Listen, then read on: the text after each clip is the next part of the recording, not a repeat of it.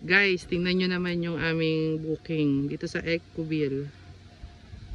Tipihat na yan. 1,100. Tapos ganyan kaganda yung view. Meron pa doong swimming pool doon. Nandun yung pools nila. Ganda oh guys oh. Ayun, meron din sila ritong restaurant. Tapos pwede kang mag-fish pond, mga dyan, no? Doon. Ganda, no?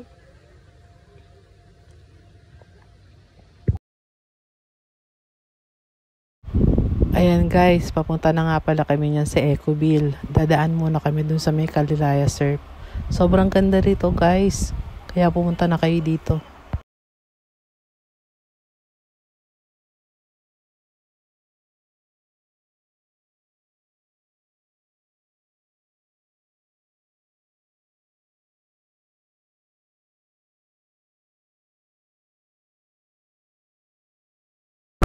Ayan guys, nandito kami ngayon sa Kalilaya Surf Camp. Tinignan namin kung ano itsura dun sa loob. At napakaganda rito guys. Ay guys, ang ganda dito. O, tignan nyo. Pwede kayong mangisda doon. Ayan, puro puno ng nyog. Ito, mura lang yan. Meron silang couple room. Ano lang, 1,100 lang. Nakita ko sa loob, meron ng kasamang air pot. Pwede na kayo mag-init ng tubig. May electric fan.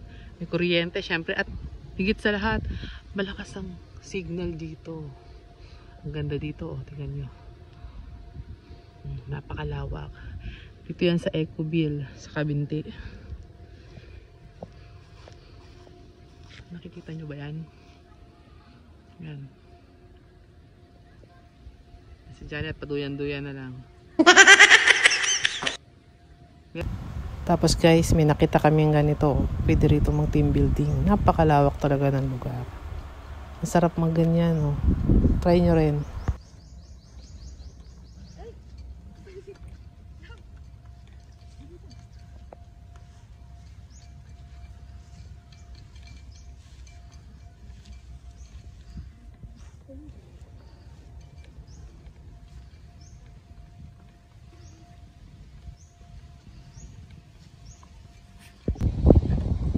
Dapat pala, patagilid lang lang. Hindi ka pwede mag-ano.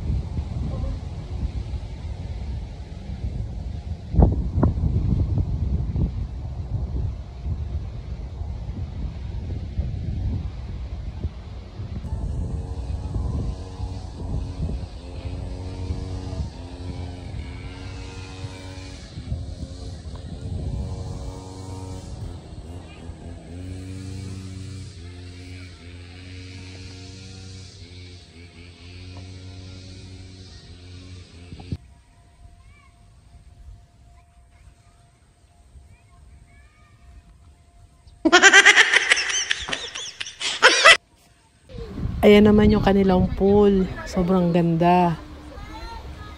Napakalamig din ng tubig ay.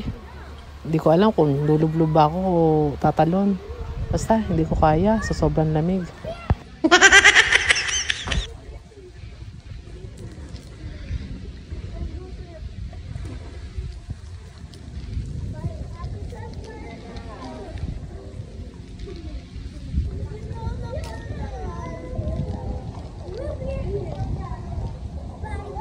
Oh, ano? Oh, ano? Lamig.